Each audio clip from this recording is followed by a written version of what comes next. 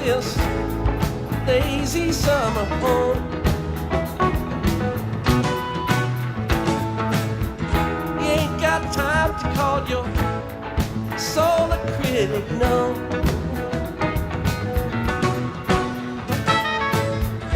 Right outside the lazy gate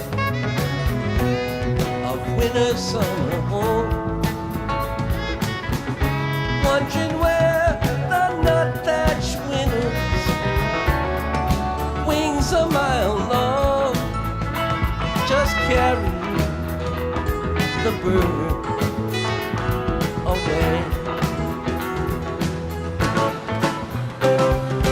Wake up to find out that you are the eyes of the world.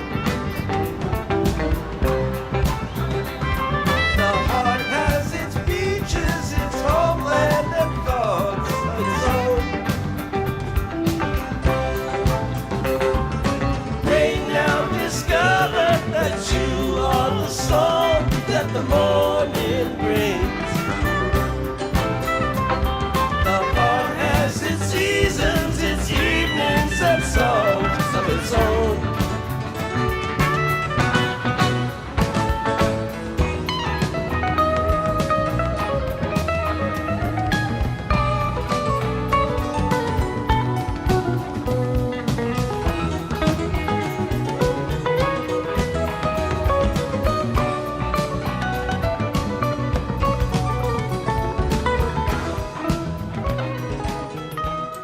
Welcome back to another edition of the SAB Video Newsletter, the Week 11 to Week 12 edition. It's unbelievable. We have finished 11 weeks. It's amazing how fast these seasons just come and go. Playoffs are just 3 weeks away. Playoffs? Don't talk about playoffs. You kidding me? Playoffs? Really? Every time I mention playoffs, that's going to happen?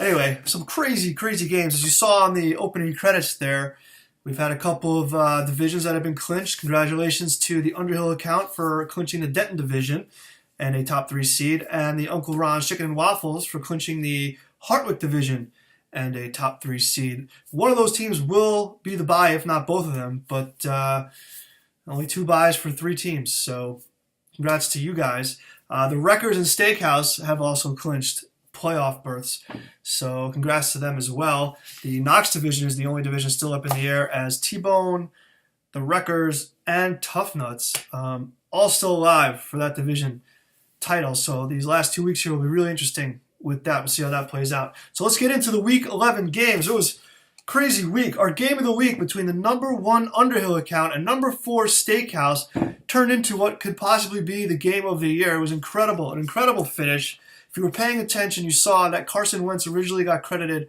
for 3 2-point conversions, but one of them was a lateral to Clement, or at least it turned out it was a lateral to Clement. So the 2 points got taken off the board, and Underhill went from losing the game by about 1 and change to winning the game by 0.35 points. They won 135.35 to 135.00 to defeat the Steakhouse and to clinch that Denton division. So that was one hell of a game. But both teams are looking really good and are definitely going to be making some noise in the playoffs here. Now, our next game we talk about here is a tie. The second time this has happened in our 21-year history. The Ballstein Models and the Portland Funk have tied 95.85 to 95.85. So that is a tie between those two teams. Now this kind of hurts, but definitely hurts the Funk. They had to win this game. Right now, they need the Thunder and the Jaguars to tie in Week 13. Assuming that everything else plays out the way they need it to, they would have to have that happen. So they're basically out. But the Models at 4-6-1 are still alive, but they're going to need a lot of help too. So neither team really benefited from that tie, but it's cool to see a tie. The next game, we saw NDF, North Dallas 40, lost a huge game to the Black Thunder. A huge win for the Thunder, who win this one by just under 23 points and get themselves at 5-6 and are now the 6th playoff seed. They're holding that 6th spot. They're tied with the Jaguars but have a lot more points, and they are at the number 6 spot. The 40 missed out on a huge opportunity here. They have a lot of points, but they just can't get the wins. It seems like that's their theme for the last few years now. At 4-7, they're still in it, but it's going to take some work. The next game, the Waffles, as we said before, clinched the Hartwick division with the very big, easy win over Tough Nuts. Tough Nuts, who has been struggling mightily, started the season at 4-0 and are now 6-5. So that means in their last 7 weeks, they are 2-5-0, and they're struggling. They didn't score. They didn't break 100 this week. Only one of 2 teams that didn't break 100. They're struggling, so there has to be concern there. But they are 6-5-0 and looking good for a playoff spot right now with a lot of points. The next game, the Wreckers, the not so quiet anymore Wreckers, not sneaking up on anybody anymore. It's 7-4-0 now. Have easily handled the Jopatown Jaguars, who were the lowest scorer in the week. This week just barely broke 90. The Wreckers did clinch that playoff spot at 7-4-0 and are tied for the division lead, but only losing out on a tiebreaker right now to Steakhouse. So let's keep an eye on that Knox division because that's going to be huge. And then the Bells put up 146 and change to defeat the People's Champ. They walked all over them, beat them 146-75 to 106-75. So they beat them by 40 points exactly. Big victory for them. The Bells at 4-7-0. Are still alive. They're 1 game out of that 6th spot there. A lot of teams there right in the mix, though, so it's going to be tough. They got work to do, but they're not dead yet. So the Bells hang in there with the big victory over TPC. Now moving on to the Week 11 High Week. Once again, it's another Denton team, and it's the Bells. Can you believe it? The Bells put up 146.75 to capture their 2nd high week of the year. I can't believe it that they have 2 high weeks. They have 4 wins, and 2 of those wins they have 2 high weeks. So that's $100 coming to the Bells and Mr. Mark Shaw there. Happy birthday, buddy! $100 for you coming to you at the end of the year. Not bad, not bad. Now let's just quickly scan the playoff scenario here. 4 teams have already clinched, so there's 2 spots left. Tough Nuts currently sits in that 5 spot, and they're looking good right now. They're 6-5-0. They have a 1-game lead over Jopatown and the Thunder. Really the only 2 teams that are threatening them to knock them off. But Tough Nuts has a lot of points. Jopatown does not. And there's really no threat there. And it would take 2 losses from Tough Nuts and then 2 wins by either the 40 or the Models or the Bells to knock Tough Nuts out of there. And they'd have to defeat them in points. So it would be really tough. I'd be really shocked if Tough Nuts didn't make it. But they have not mathematically clinched yet.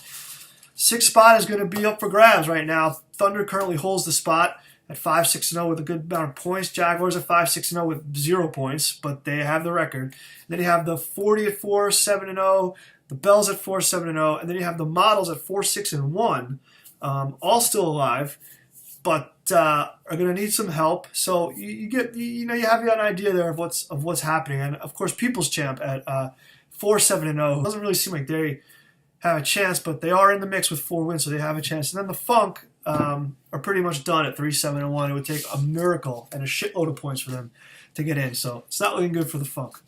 So that's just a quick scan of the playoffs there, just to give you an idea. But all that stuff is listed. It's pretty easy to follow. You guys all understand how this stuff works at this point. We went over the tiebreakers last week, so again, just look at the playoff standing. It's correct. And just go by that. So you all know what you need to do. Now it's time for the always highly anticipated Week 11 Commissions Poll!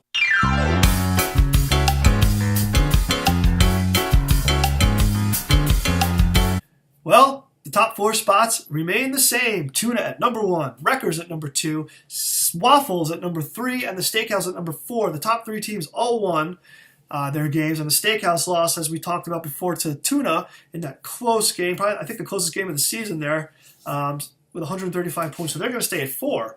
And then we got a new number 5. The Thunder jump all the way up from number 10 to number 5 with that impressive 130-point effort this week in the big victory against the 40. Number 6 is Tough Nuts. They dropped from 5 to 6, could not break 100, scored 91 and change. Like we said, they're struggling over their last 7 games. They're still at number 6 because they're 6-5, but keep an eye on Tough Nuts because they're falling rapidly here. The Models, after their tie, they're going to drop 1 spot to 7 from 6, couldn't break 100. The Bells, after that high week, huge 146-point outburst, come out of the basement from number 12 to number 8. The Jaguars dropped down from number 7 to number 9. TPC from 8 to 10. The 40 from 9 to 11. And the Funk, after that tie and under 100-point effort are now our number 12 team at 3-7-1. So that is our Week 11 commissions poll. Moving on to our Week 11 Bear on Cocaine winner. There were some really, really stellar individual performances this week. Some really high scores. If you were paying attention and you've listened to anything I've said so far, in our game of the week, you have to look for someone from that game. There were some crazy performances, though, this week. Keenan Allen for the Bells.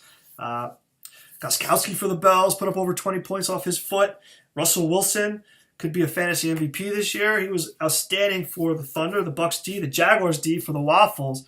But I had to really, there were two amazing performances in that for Underhill against the Steakhouse. So I decided to go with...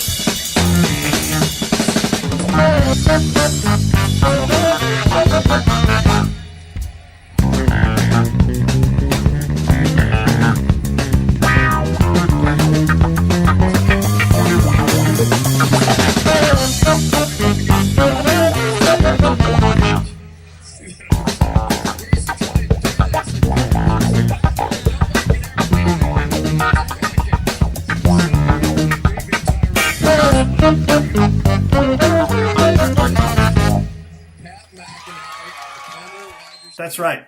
Antonio Brown, wide receiver for the Pittsburgh Steelers, who happens to play for the Underhill account, had an outstanding game. Put up 37.40 total points this week on 3 touchdowns, 10 catches for 144 yards. Now, it's funny because he also started Roethlisberger, who put up 39.95, almost pushed 40 there. Could have went with him too, but obviously when a wide receiver does something like that, you're going to go with him because it's harder for them to do it. So Antonio Brown is our Week 11 Bear on Cocaine winner. So that brings us to our Week 11 Minuteman Award winner. It's funny. It's been a struggle to actually really know who's going to be the winner of this award each week because, like we say all the time, it's the guy who's supposed to do really well but just doesn't. So there were a few candidates I listed here. Golden Tate for the Jaguars, Julio Jones, who put up 9.6 points this week, but he just has not performed at all where you think he was. And then a big trade this year for him. And still, he had one decent week, and he had 9.6, but, you just expect more from Julio. Then you had Zach Ertz for Tough Nuts, who you've come to expect points from this year, who's had a great year. And the Eagles put up a ton of points, and Ertz only managed 1.8 fantasy points, so disappointing for him. And he could have really went with either of the Funk receivers, but I went with Jordy Nelson because he was their top guy. And he only managed 3.40 points. Another one catch for 1 yard. One catch for 0 yards. And the Funk would have won instead of tied. But instead, I elected to go with... Yes, I went with Rob Gronkowski. He put up 5.10 total points this week in what could be considered the most significant game of the week that the Thunder defeated the 40 in that game to go to 5 wins, and the 40 dropped to 4-7-0. If Gronk would have had a Gronk-type day, put up maybe, if he could have hit like close to 30, he would have had that would have been a really great day, but he could have done it. It's Gronk. If he could have done something like that, and then maybe the 40 get a little more from somewhere else, they could have won this game. But instead, they lose, and they drop to 4-7. So that's a tough break for them. So that's all I got for you for like the Week 11 stuff. So now let's shift over to the Week 12. The Week 12 matchups, and of course, as there's 2 weeks to go, so these are huge. They're all huge. We're out of conference, out of division again this week. And what's crazy about this week is that all the teams that are like the hopeful playoff teams are playing teams that are higher than them, sitting in playoff positions. So everybody still has a chance because the better teams can win, and all those lesser teams can still be in it because they all lose. So everyone is really alive in this one, except for the Funk, obviously. But everyone is pretty much really has a chance here. You get a win this week, one of your lesser teams, and it's going to be huge. So let's get into those games. The first game sees number 4 Steakhouse at 7-4-0 versus the number 5 Thunder at 5-6-0. This game is obviously huge. Steakhouse going for the bye, and Thunder just going to hold on to that spot. A win here will do them. Will go a long way for the Thunder. So this game is crucial. Number 10 Peoples at 4-7-0 versus the Funk at 3-7-1. Okay, keep hope alive.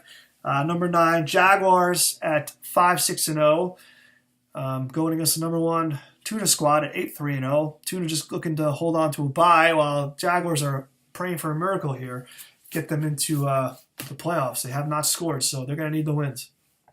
And we got the number 3 Waffles at 8-3-0 looking for a bye versus the number 8 Bells who, after a big week, have gotten themselves back in it, but it's going to be a tough task here against the Waffles. So we'll see what happens. The number 7 Models at 4-6-1 going against the suddenly struggling Toughness squad at 6-5-0. Models looking to hold on here. And then we have finally the number 2 Wreckers, the not so quiet anymore number 2 Wreckers at 7-4-0. The playoff bound Wreckers at 7-4-0 versus the number 11 40. You could say a disappointing 40 who score but can't win. It's unbelievable. At the number 11 40 at 4-7-0. So those are your matchups for Week 12. Another crucial week, obviously, as these last 2 weeks are going to be huge. It's going to be interesting to see what happens come Week 13. What games are actually like playoff games? Winning you're in, losing you go home. It should be exciting. But let's get to Week 12 first. So I hope you enjoy the rest of your week. Happy Thanksgiving, everybody. There's 3 games this Thursday, so make sure you guys are in there. It's crazy how many guys are going to be going Thursday. It's kind of annoying, especially this late in the season, but it is what it is. So enjoy your turkey. If you need my help, get in touch. If you need to make a waiver pick, do it. Waivers runs tonight. Don't be shy. Drop ads. Get on it. Make sure you have a full roster. It's going to take a miracle for some of these teams to get in, but I have a feeling someone's going to get in that we're not going to expect. So just be careful, you guys, and watch out. Enjoy your turkey. See you next time. Peace.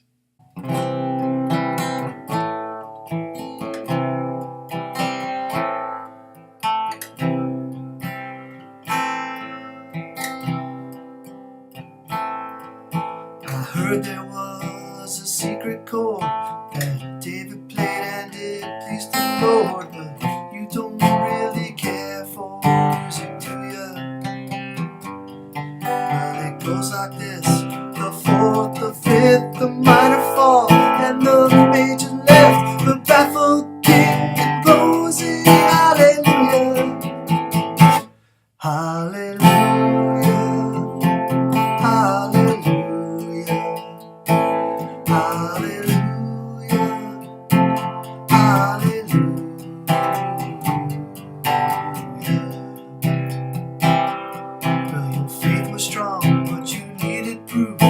Saw her bathing on the roof, her beauty and the moonlight overthrew ya. She tied you to her kitchen chair, she broke your throat and she cut your hair, and from your lips she drew the hallelujah, hallelujah,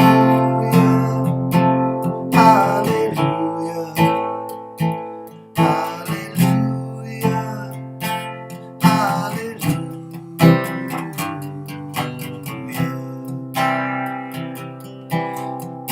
I've been here before. I've seen this room and I've walked this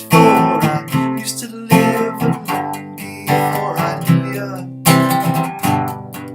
I've seen your flag on a marble arch, but love is not a victory march.